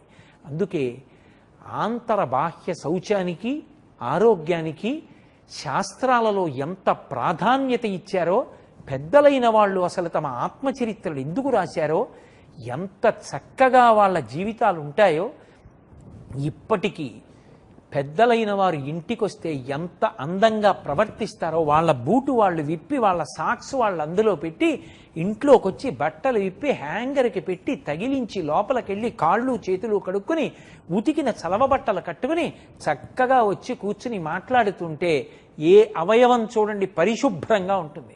పరిశుభ్రతయే అందము. కేవలము బట్టలు కట్టుకోవడం, జుట్టు సింగారించుకోవడం, ఒంటికి పరిమళ ద్రవ్యాలు రాసుకోవడం, రకరకాలుగా అలంకారం చేసుకోవడం అందం కాదు. నువ్వు ఉన్న చోటు అందంగా ఉండడం, నువ్వు శుభ్రంగా ఉండడం, అది అందం. అటువంటి అందం చక్కగా ఆవిష్కృతమయ్యేటట్టుగా రాబోయేటటువంటి తరంలో ఉన్న పిల్లలందరూ బాగా దీన్ని అర్థం చేసుకుని అనుష్ఠాన పర్యంతంలోకి తెచ్చుకునేటటువంటి సద్బుద్ధి ఆ పరమేశ్వరుడు తన నిర్హేతుక కృపాకటాక్ష వీక్షణముల చేత ఇవ్వాలి అని మనస్ఫూర్తిగా ఆయన పాదములు పట్టి పార్వతీదేవి గురించి మాట్లాడుతూ కూడా శంకర భగవత్పాదులు సౌందర్యలహరి చెప్తూ దునోతుద్భాంతం నస్తులిత దళితేందీవరవనం ఘన స్నిగ్ధ లక్షణం చికురనికురంబం తవ శివే అంటారు. అమ్మవారి యొక్క జుత్తు నల్లగా తిత్తులు లేకుండా, ఎక్కడా ముద్దలు ముద్దలుగా లేకుండా, నల్ల కలువల తండం ఎలా ఉంటుందో అలా పాపట తీయబడి చక్కగా రెండు వైపులకి కూడా కురులు దువ్వబడి కొప్పుగా కూర్చబడి పూలమాలల చేత అలంకృతములై ఉంటాయి అంటారు. అసలు శరీరాన్ని ఎంత శుభ్రంగా ఉంచుకోవాలి అన్న దాని మీద శాస్త్రాలలో ఎంత ప్రధానంగానో చర్చింపబడింది. ఆరోగ్యంగా లేని వ్యక్తులు దేశంలో ఎంతమంది పెరిగిపోతుంటే దేశం యొక్క ఆర్థిక వ్యవస్థ కానివ్వండి, దేశంలో ఉండవలసిన మనుష్యుల యొక్క మనోబలం కానివ్వండి, అంత తగ్గిపోతుంది. అందుకే గురజాడ అప్పారావు గారు తిండి కలిగితే కండకలదోయ్, కండకలవాడే మనిషియోయ్ అన్నారు. అసలు ఆ వ్యాయామం చేసి శరీరం దృఢంగా ఉన్నవాడెవరుంటాడో వాడే ఏ పని చేయడానికైనా పనికొస్తాడు. అసలు ముందు శరీరమే ఏ పని చేయడానికైనా సిద్ధంగా లేకపోతే ఏ పని చేద్దామన్నా నా శరీరం అనుమతించదండి అన్నవాడు ఏ కార్యాన్ని చెయ్యగలడు? ఏ కార్యము చెయ్యలేనివాడు ఎలా జీవితంలో అభ్యున్నతిని పొందగలడు? శరీరాన్ని ప్రయత్నపూర్వకంగా కష్టపెట్టాలి. ఒకానొకప్పుడు మన రాష్ట్రంలో ఎంతటి గొప్ప గొప్ప వ్యాయామం చేసిన వాళ్ళు ఉండేవారంటే, నర్తనశాల అనబడేటటువంటి చలనచిత్రంలో భీమసేనుడి పాత్ర పోషించాడు దండమూడి రాజగోపాల్ గారని. ఆయన ఇనప గొలుసులతో ఆయన్ని కట్టేస్తే ఆయన ప్రాణాయామం చేసేవాడు. గట్టిగా ఊపిరి పీలిస్తే పట పట పటమని తెగిపోయేవిట ఇనప గొలుసులు. ఆయన కండలు తిప్పుతూ ఉంటే కట్టినటువంటి ఇనప గొలుసులు ఆ కొక్కేలు ఊడిపోయేవిట. కోడి రామ్మూర్తి నాయుడు గారని విజయనగరంలో ఉండేవారు. ఆయన జలస్తంభన, వాయుస్తంభన విద్యలు అంతర్జాతీయ ప్రఖ్యాతి వహించాయి. దండమూడి రాజగోపాల్ గారికి మిస్టర్ ఏషియా అనబడేటటువంటి బిరుదు బహూకరింపబడింది. అంతర్జాతీయంగా ఎన్ని బహుమానాలు అందుకున్నారో, బాహ్యంలో ఎంత బలంగా ఉండేవారో ఆంతరముగా వాళ్ళ యందు అంత సున్నిత హృదయం ఉండేది. దండమూడి రాజగోపాల్ గారు పైకి ఎంత కండలు తిరిగిన వీరుడో, ఎన్ని దేశాలలో ఎన్ని బహుమానాలు పొందారో. కోడి రామ్మూర్తి నాయుడు గారికి ప్రొఫెసర్ అనబడేటటువంటి గౌరవవాచకంతో పిలిచేవారు. అదే దండమూడి రాజగోపాల్ గారు భీమసేనుడి పాత్ర పోషిస్తే మల్లయుద్ధం చేసిన, లేకపోతే కేవలం ఒక వంటలవాడిగా ప్రవర్తించిన, ఒక గరిటెని తొడ మీద పెట్టి ఉంచిన దానికి కృతకంగా ఏదో నిజంగా ఇలా పెడితే వంగిపోయేటటువంటి లోహంతో తయారు చేస్తే నటన చేయడం కాదు, వాళ్ళు నిజంగా అటువంటి బలంతో అటువంటి సమర్థతతో ఉంటే ఆయన అంతెత్తున నిలబడితే ఆయన్ని చూడగానే ఆయన ఉత్తరీయం వెనక నుంచి వచ్చి వంటవాళ్లు తీస్తుంటే లేచి నిలబడి కండలు సవరించుకుని మల్లయోధులతో యుద్ధం చేయడానికి ఎడుతుంటే నిజంగా తిక్కనగారు విరాట పర్వంలో ఎలా వర్ణించారో రాశీభూతమైనటువంటి అభినవ భీమసేనుళ్లాగే కనపడేవారు. నిజంగా అంత కష్టపడేవారు. ఎన్టీ రామారావు గారిని తెల్లవారుజామున కలుసుకోవడానికి తెల్లవారుజామున 4 గంటలకి 3:30కి మధ్యలో సీనియర్ ఐఏఎస్ ఆఫీసర్లు వెళ్ళి ఆయనతో ముఖ్య విషయాలు మాట్లాడేవారు. పివిఆర్కే ప్రసాద్ గారు తను వ్రాసుకున్నటువంటి ఈ పుస్తకంలో కూడా ప్రతిరోజు తెల్లవారుజామున ఎన్టీ రామారావు గారు ముఖ్యమంత్రిగా ఉండగా కలుసుకున్న అధికారులలో నేను ఒకడిని అని రాసుకున్నారు. అంత తెల్లవారుజామున లేచి ట్రాక్టర్ మన్ను పారతో పట్టుకుని ఇటువైపు నుంచి అటువైపుకి, అటువైపు నుంచి ఇటువైపుకి వేసేవారు. అంత గొప్పగా శరీర దారుఢ్యాన్ని నిలబెట్టుకున్నారు. కాబట్టే ఎటువంటి కష్టాలు జీవితంలో రానివ్వండి, ఎన్ని వేల కిలోమీటర్లు తిరగనివ్వండి, వాళ్ళ శరీరం సహకరించింది. ఎన్ని వేల సభలలో మాట్లాడనివ్వండి, మధ్యలో గుక్కెడు మంచినీళ్లు తాగవలసిన అవసరం లేకపోయింది. మల్లాది చంద్రశేఖర శాస్త్రి గారిని చూడండి, మహానుభావుణ్ణి. ఇప్పటికీ 82 సంవత్సరముల వయసు వస్తున్నా ఏమి ధారణాశక్తి! ఏ విషయం ధర్మ సందేహాలు అని అడగండి, పుస్తకాధారం లేకుండా జవాబు చెప్తారు. ఇప్పటికీ మహాభారతం చెప్తుంటే, తిరుపతి వెంకటకవుల పద్యాలు చదువుతుంటే అది కంఠమా శంఖమా అనిపిస్తుంది. అలా నిలబెట్టుకోగలిగారు అంటే వాళ్ళ యొక్క పరిశ్రమ, వాళ్ళు చేసినటువంటి పూజ, వాళ్ళ యొక్క వ్యాయామం, భగవంతుడిచ్చినటువంటి అపురూపమైన ఉపకరణాల్ని అంత జాగ్రత్తగా అట్టిపెట్టుకున్నారు. సచిన్ టెండూల్కర్ రాత్రికి రాత్రి కీర్తి సంపాదించుకున్నవాడు కాదు. ఇప్పటికీ టెండూల్కర్ చేసేటటువంటి సాధన గురించి చదవండి. 40 సంవత్సరములు దాటిపోయే, కంటికి కళ్ళజోడు అవసరం లేదు. ఎక్కడ ఏ చప్పుడైందో చెవులతో వినగలడు. అవతల వ్యక్తి పరిగెత్తుకొచ్చి చెయ్యి తిప్పుతుండగా బంతి ఎంత వేగంతో వస్తుందో, ఎలా వస్తుందో, ఎక్కడ పడుతుందో, ఎంత పైకి లేస్తుందో లెక్క కట్టగలడు. పైకి లేస్తున్న బంతిని తల ఉంచి వదిలేయగలడు. ఏ బంతిని ఎటువైపు కొట్టాలో అటు కొట్టగలడు. ఇటువైపు వస్తున్న బంతిని అటువైపు కొట్టాలంటే అకస్మాత్తుగా అటు తిరిగి కూర్చుని ఎడం వైపుకి తిప్పగలడు. ఇలా తిప్పి నడుము పట్టేసిందనో గోడ పట్టేసిందనో బెంగపెట్టుకోడు. లేకపోతే నిప్పి తగ్గే మాత్రలు వాడుతున్నాను అనడు. సచిన్ టెండూల్కర్ని ఆయన బ్యాటింగ్ని చూసి ప్రశంసించడం కాదు, ఆయన 40 సంవత్సరాల తర్వాత కూడా అంత ఐశ్వర్యవంతుడై, పార్లమెంట్లో గౌరవ సభ్యుడై, ఒక్కనాడు నోటి వెంట వివాదాస్పదమైనటువంటి మాట రాకుండా నాలుకని నిగ్రహించగలిగాడంటే, తనని విమర్శించిన వాళ్ళకి బ్యాటుతో జవాబు చెప్పగలిగాడంటే, ఇప్పటికీ అంతర్జాతీయ క్రికెట్ ఆడగలుగుతున్నాడు అంటే, ఇప్పటికటువంటి షాట్స్ కొట్టగలుగుతున్నాడంటే, ఇప్పటికీ 40 ఏళ్లు దాటిపోయిన తర్వాత బౌండరీ లైన్ దాటడానికి విడిపోతున్నటువంటి బంతి వెంట పరిగెత్తి ఇక్కడి నుంచి కొన్ని గజాల దూరం డేకి కింద పడి చేతితోటో కాల్తోటో బంతిని వెనక్కి తొయ్యగలుగుతున్నాడంటే ఆయన యొక్క వ్యాయామం, ఆయన ఏ క్రీడలో ఉన్నాడో దానికి తగినట్టుగా శరీరాన్ని నిలబెట్టుకోవడంలో ఎంత పరిశ్రమ చేస్తాడో ఆలోచించండి. ఎప్పుడూ చదువు చదవద్దని నేను అనను, కానీ 24 గంటలు అదే గదిలో అక్కడే కూర్చుని ఆ కంప్యూటరు, ఆ మౌసు, ఆ పుస్తకాలు, ఆ సెల్ ఫోనే అంటే మనసుకి ఉత్సాహం ఎక్కడుంటుంది? తెల్లవారుజామునే లేచి ఒక్క అరగంట సేపు మంచి చెట్ల మధ్యలో పక్షుల యొక్క కలకూజితాలు వింటూ, సూర్యోదయం అయ్యే ముందు ప్రకృతిలో వచ్చేటటువంటి మార్పులను ఆస్వాదిస్తూ పరమ సంతోషంగా అలా కాసేపు వీధిలో తిరిగి వ్యాయామం చేసి ఇంటికొచ్చి చల్లటి నీళ్లు తలమించి స్నానం చేసి ఒళ్ళు తుడుచుకొని వచ్చి కూర్చోండి. పుస్తకం పట్టుకుంటే అదొక పెద్ద సాధన. పుస్తకం నేనైపోవాలి, పుస్తకంలో ఉన్నది నేను కావాలి. అందుకే మనకి ఛందస్సు వచ్చింది. ఛందస్సు దేనికి అంటే ధారణకి ఉపయుక్తం అవుతుంది. పుస్తకం ఇంట్లోనూ నేను వీధిలోనూ ఉంటే ఆపత్కాలంలో నాకు ఏదైనా కావాలి అంటే ఎలా జ్ఞాపకం ఉంటుంది? ఇంటికి వెళ్ళి పుస్తకం చూడాలా? కాదు. జ్ఞాపకంలో ఉండాలి అంటే ఛందోబద్ధం చేసి అందించారు. ఛందస్సుతో ఉన్నవి జ్ఞాపకం పెట్టుకోవడం తేలిక. అలా జ్ఞాపకం పెట్టుకోవాలి అంటే మత్తు వదిలిపోయి ఉత్సాహంగా కూర్చోగలగాలి. నాకు బాగా జ్ఞాపకం, మా చిన్నతనంలో కుర్చీలో కూర్చుంటే ఏం వృద్ధుడి ఏమిట్రా అని దెబ్బలాడేవారు. చాప వేసుకుని వీపు గోడ కాంచకుండా ఈ 2 కాళ్ళు ఇలా మడిచిపెట్టి అలాగే కూర్చుని వెన్నుపాము నిటారుగా పెట్టి పుస్తకాన్ని పట్టుకుని చదువుకోవాలి.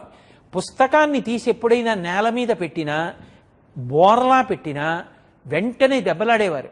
ఏమిరా, పుస్తకం వల్ల చదువుకుని వృద్ధిలోకి రావలసిన వాడివి దాన్నే నేల మీద పెడుతున్నావు, ఎలా వృద్ధిలోకి వస్తావు?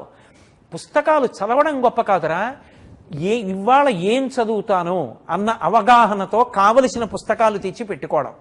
ఓ పుస్తకం పెట్టుకోవడం, మళ్ళీ లేవడం, మళ్ళీ తెస్తూ ఉండడం, మళ్ళీ కూర్చోవడం, మళ్ళీ లేస్తూ ఉండడం, మళ్ళీ పుస్తకాలు వెతుకుతూ ఉండడం. ఈ లోపల సమయం అయిపోతుంది. ఒకటి రాస్తాడు, రెండోది రాయడానికి సమయం ఉండదు. ఏం చదువుదాం అనుకుంటున్నావో తెచ్చి చాప మీద పక్కన పెట్టుకుని క్రింద కూర్చుని 2 కాళ్ళు మడుచుకుని చదవడం మొదలు పెడితే, నాకు బాగా జ్ఞాపకం, నా స్నేహితుడు ఒకడు ఉండేవాడు. ఆ స్నేహితుడు అంత ఐశ్వర్యవంతుడు కాదు, 2 గదుల ఇల్లు.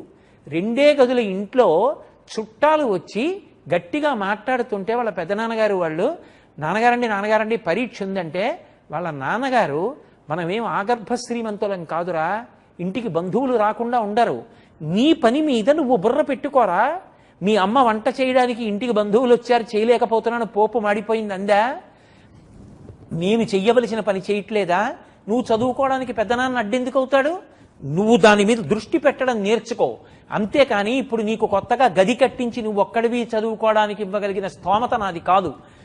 నువ్వు అలా చదువుకుని అంత కష్టంలో ఉన్న నాన్నగారిని ఇవాళ సుఖపెట్టానని నువ్వు అనగలిగిన స్థితికి ఎదగాలని నేను నమస్కారం చేస్తున్నాను తప్ప, నేను ఇవన్నీ ఇస్తే చదువుకుంటే గొప్ప కాదురా అని మా నాన్నగారు అన్నారా. మా నాన్నగారు అన్న మాట నాకు ఇక్కడ తగిలిందిరా. నిజం, మా నాన్నగారి శక్తి అంతే. నాకు నిశ్శబ్దంగా ఉండాలి, ఆయన కనీసం రేడియో వినకూడదు, ఆయన పెదనాన్నగారితో మాట్లాడకూడదంటే ఆయన ఏం చేయగలరా? ఆయన చెప్పింది నిజం. అమ్మ వంట చేయగలేంది, నేను ఎందుకు చదువుకోలేను? ఆ ప్రశ్న నాలో సాధనకి దారి తీసింది. అది ఇవాళ ఏ స్థితికి వెళ్ళిందంటే, నా చుట్టూ గంటలు కొడుతున్నా నేను పట్టుకున్న పుస్తకాన్ని నేను చదువుకుంటాను. పుస్తకం చదవడం అంటే నువ్వు ఆ పుస్తకం కావాలి. పుస్తకంలో ఏముందో నీ మస్తిష్కంలోకి వెళ్ళిపోవాలి. చూడడం కంటికి ధర్మం, పైకి అనడం నోటికి ధర్మం. చదవడం అంటే పుస్తకం చదవడం కాదు, పుస్తకంలో ఏముందో అది నీలోకి వెళ్ళిపోయిందా, ధారణ చేశావా? అలా ధారణ చెయ్యగలిగితే, అలా చదువుకోగలిగితే, పుస్తకాల్ని అలా ప్రేమించగలిగితే, అది పరిసరాల్ని శుభ్రంగా ఉంచుకోవడం. నువ్వు చదువుకున్న పుస్తకాలు అంత అందంగానూ మళ్ళీ పేర్చుకోవాలి. నువ్వు పుస్తకాలు చదివితే మళ్ళీ ఆ పుస్తకాలు తీసుకెళ్ళి ఎవరో పేర్చడం కాదు, నీకు సమయం అయిపోతే అమ్మ పుస్తకాల సంచిలో పుస్తకాలు పెట్టడం కాదు, కొత్తగా అట్టలు వేసి ఇచ్చిన పుస్తకాలు నెల రోజులు అయ్యేటప్పటికి బయటికి తీస్తే మొదటి 3 పేజీలు ఊడిపోవడం కాదు, ఎన్ని సంవత్సరాల పుస్తకం చదివినా ఆ పుస్తకం ఇలా ముట్టుకుని చదివితే వేరొకరు చదవడానికి సిద్ధంగా ఉండాలి తప్ప అక్కర్లేనివన్నీ రాసేస్తూ ఉండడం, దాని మీద చుక్కలు పెడుతూ ఉండడం, దాని మీద పిచ్చి పిచ్చి గీతలు గీస్తూ ఉండడం. అసలు కూర్చోవడం అంత శుభ్రంగా కూర్చోవాలి, చదవడం అంత బాగా చదవాలి, పుస్తకాలు దాచుకోవడం అంత బాగా దాచుకోవాలి, పుస్తకాలు సర్దుకోవడం అంత బాగా సర్దుకోవాలి, పుస్తకాన్ని పట్టుకోవడం అంత అందంగా పట్టుకోవాలి. అసలు పుస్తకాన్ని పట్టుకోవడంలో, పుస్తకం మీద వ్రాయడంలో ఏమి వ్రాసావు అన్న దాన్ని బట్టి అర్థమైపోతుంది. రఫ్ వర్క్ చేసేవారు మా చిన్నతనంలో. నాకు ఇప్పటికీ బాగా గుర్తు, కృష్ణమూర్తి అని నాకు స్నేహితుడు ఉండేవాడు. ఇప్పటికీ దక్షిణ భారతదేశంలో చెన్నైలో పనిచేస్తున్నాడు. నేను ఈ మధ్య ఉపన్యాసాలకు వెడితే ఓసారి వచ్చి కలిశాడు, నన్ను మురిసిపోయాను, పెద్ద అధికారిగా ఉన్నాడు. అతను ఒక్క పావుటావు మీద చిన్న చిన్న అక్షరాలతో లెక్కలు చేసేటప్పుడు ఆ రఫ్ వర్క్ చేస్తే ఎంత పొందిగ్గా, ఎంత అందంగా చేసేవాడు. ఆ పొందిక ఇప్పటికీ అంత పెద్ద స్థితికి వెళ్ళగలిగాడు. అన్నం తింటే అంత శుభ్రంగా తినగలగాలి. పరమేశ్వరుడు చేతినిచ్చాడు. వేదం అంటుంది, చేతితో అన్నం తినే ప్రాణులు 3 ఉన్నాయి, అవి ఉత్కృష్ట ప్రాణులు అని ప్రకటించింది. అవి ద్వైపములు, 2 అంచెల్లో చేతితో తింటాయని. చక్కగా చేత్తో అన్నం కలుపుకుని ఆ అమ్మ వడ్డిస్తూ ఉండగా ఆ అన్నాన్ని శుభ్రంగా తిని, ఏదో విడిచిపెట్టవలసినటువంటివి ఏ మిరపకాయ లాంటివో, తినకూడనటువంటివో ఏ గింజలాంటిదో వస్తే అందంగా ఓ పక్కకి పెట్టి విస్తరి ఎత్తడానికి ఎంత అందంగా ఉండాలో. అంతేకాని క్రింద కూర్చుని ఆరోగ్యం నిలబడడానికి 2 కాళ్ళు మడిచిపెట్టి అన్నం తినడం అలవాటు చేసుకోవాలి. చిన్నతనం నుంచి కుర్చీలో కూర్చుని బల్ల మీద పెట్టుకుని అన్నం తినడం అలవాటు చేసుకుంటే రేపొద్దున్న ఓ దేవాలయంలో కూర్చోవలసి వచ్చినా, ఆఖరికి వాడి ఉపనయనానికి పెళ్లికి కూర్చోవలసి వచ్చినా వాడికి కూర్చోవడం రాదు. ఎందుకని? కింద కూర్చోవడం అలవాటు లేదు. భూమి మీద ఆసనం వేసుకుని కూర్చుంటే ఎన్ని గంటలైనా అలా కూర్చోగలిగినటువంటి ప్రజ్ఞ అంకురించాలి. ఒక వయసు వచ్చిన తరువాత ఏదో మోకాళ్ళ నొప్పులు వచ్చాయండి, కూర్చోలేకపోతున్నాను, అభ్యంతరకరం కాదు. చిన్న వయస్సులో ఎందుకు సాధన చెయ్యవు? ఎందుకు కుర్చీలో కూర్చుని బల్ల మీద పెట్టుకుని అన్నం తింటావు? చెంచాతో తినవలసిన అవసరం ఏమిటి? కోతి, ఏనుగు, మనుష్యుడు ఈ ముగ్గురు కూడా ద్వైపములు. చేత్తో తింటాయి, రెండంచెల్లో తింటాయి. ఏనుగు తొండంతో పట్టుకుని నోట్లో పెట్టుకుంటుంది, కోతి చేత్తో పట్టుకుని నోట్లో పెట్టుకుంటుంది, మనుష్యుడు చేత్తో పట్టుకుని నోట్లో పెట్టుకుంటాడు. చేతితో అన్నం తిని చేతులు కాళ్ళు కడుక్కుని యువతలకొస్తే మా చిన్నతనంలో చెయ్యి వాసన చూసి చెప్పేవారు ఏ పదార్థం ఉండేవారు. అంత ఘుమఘుమలాడుతూ అమ్మ వండుతుంది. నువ్వు కడుపు నిండా అమ్మ పెట్టింది తిని చక్కగా మన కంచం మనం కడుక్కుని, అథవా మనం అన్నం తిన్న చోట వేరొకరు ఆ పడిపోయిన మెతుకులవి ఎత్తడానికి అబ్బా అనుకునేటట్టు ఉండకూడదు, అంత శుభ్రంగా ఉండాలి. ఇప్పటికీ మా గురువుగారు భోజనం చేస్తే ఆయన భోజనం చేసినటువంటి విస్తరి వడ్డించడానికి ముందు ఎలా ఉంటుందో వడ్డన అయిపోయాక అలా ఉంటుంది. తినడం ప్రధానం కాదు, నీకు కావలసినంతే వడ్డించుకున్నావా, ఆ వడ్డించుకున్నది పూర్తిగా తినేశావా. ఒక మెతుకు కోసం కొన్ని కోట్ల మంది అలమటించిపోతున్నారు. పట్టెడన్నం దొరికితే చాలని కనుగుడ్లు అంగుళం మేర లోపలికి పోయి ఎంతోమంది ఏడుస్తున్నారు. అంతమంది అన్నార్తులై మెట్ల మీద గుడి అరుగుల దగ్గర కూర్చుని చెయ్యి చాపి భిక్షాందేహి అంటున్నారు. కొంతమంది అన్నం లేక స్పృహ తప్పి పడిపోతున్నారు. అలాంటి రోజుల్లో కడుపు నిండా అన్నం తినడానికి నోచుకోవడం భగవంతుడిచ్చినటువంటి అదృష్టం. కావలసిన దానికన్నా ఎక్కువ పెట్టించుకోవడం, విషయాన్ని పదార్థాన్ని విస్తట్లో విడిచిపెట్టేసి ఉత్తరాపోసనం పట్టడం, ఆ పదార్థాన్ని అలా వదిలిపెట్టడం దోషభూయిష్టం. ఎవరైనా సరే ఒకసారి వేసిన విస్తట్లో పదార్థం ఎంత కావాలో అంతే వేసుకోవాలి, అంతే తినాలి. ఎందుచేత అంటే అన్నం పరబ్రహ్మస్వరూపం, అది ప్రాణాల్ని నిలబెడుతుంది. అలా ప్రాణాల్ని నిలబెట్టేటటువంటి అన్నాన్ని దుర్వినియోగం చెయ్యకూడదు. కాబట్టి ఆ పరిశుభ్రత అనేటటువంటిది మనిషికి ప్రతి విషయంలోనూ అవసరం. తాను శుభ్రంగా ఉండాలి, తన పరిసరాలు శుభ్రంగా ఉండాలి. స్నానం చేస్తే అంత అందంగా ఉండాలి. ఒకడు పూజ చేస్తే ఆ తర్వాత పూజ సామాను అంతా ఎత్తడానికి ఇంకోళ్ళు అక్కర్లేదు. తను పూజ చేయడానికి ముందు ఎలా ఉందో పూజ చేసుకున్నాక అలా ఉండాలి. ఎక్కడి వస్తువులు అక్కడ పెట్టేయాలి. తను చదువుకుంటే నా పెన్ ఎక్కడుంది, నా పెన్ ఎక్కడుంది, నా పెన్ ఎక్కడుంది అని 10 మాటలు వెతుక్కోకూడదు. స్కూల్కి వెళ్లే ముందు పెన్ ఎక్కడుందని వెతకడం, పరీక్షకి వెళ్లే ముందు హాల్ టికెట్ ఎక్కడుందని వెతకడం,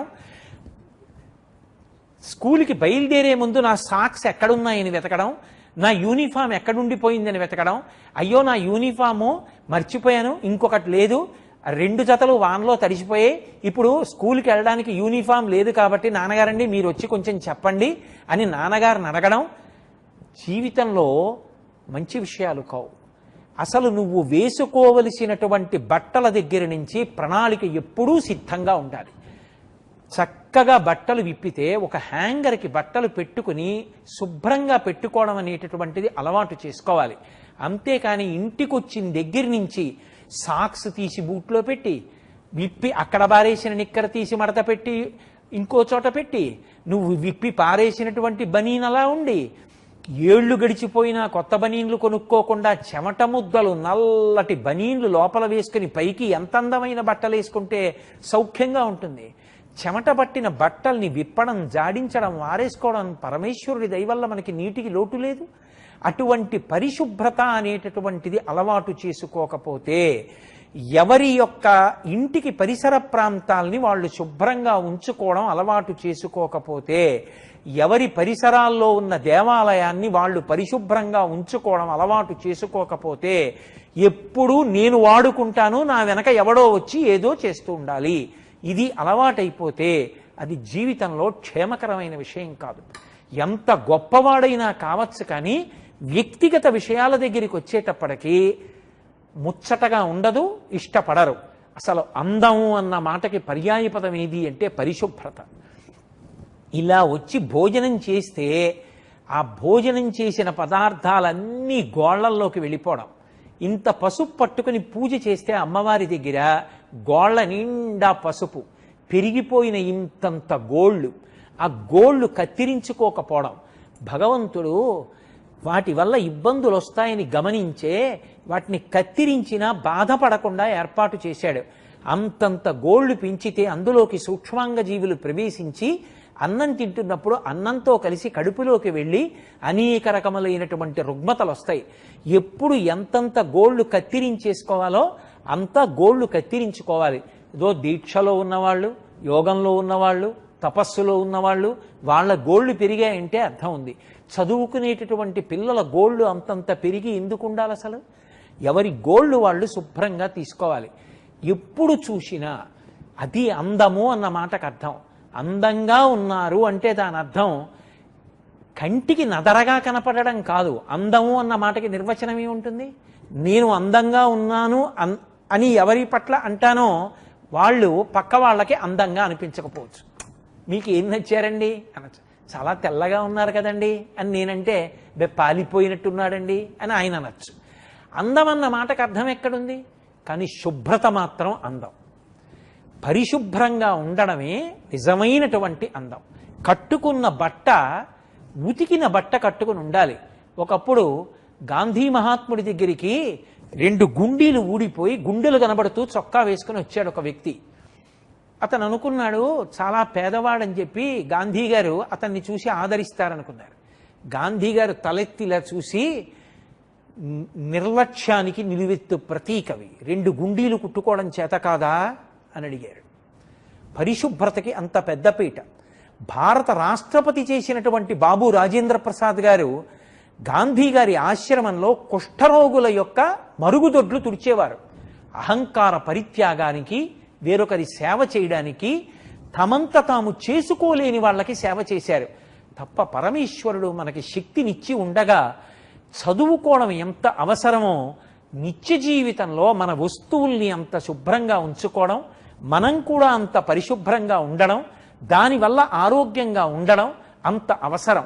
అంతేకాని చెప్పులు చూస్తే సగం తెగిపోయి, అవి చూస్తే దాని నిండా మట్టి కొట్టుకుపోయి, తొక్కేటటువంటి సైకిల్ చూస్తే ఇలా తొక్కుతుంటే దాంట్లోంచి గడగడగడగడ శబ్దం వస్తూ అన్నీ ఊడిపోయి బ్రేకు పట్టకుండా, ఏ వస్తువు వాడితే ఆ వస్తువే.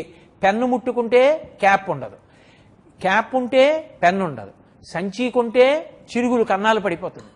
ఆ పెన్ను తీయాలంటే మూటలో చేయి పెట్టి గబగబా ఇలా ఇలా ఇలా తడిమి లాగేయడంలో పుస్తకాలన్నీ సర్వనాశనం అయిపోతాయి. పుస్తకం ఒక్కదానికి అట్టుండదు. చేతితో దస్తూరి వ్రాస్తే చదవడానికి అర్థం కాదు. పుస్తకం పట్టుకుంటే టేబుల్ కుర్చీ ఉండాలి. ఎలా అభ్యున్నతి కారకాలు అవుతాయి?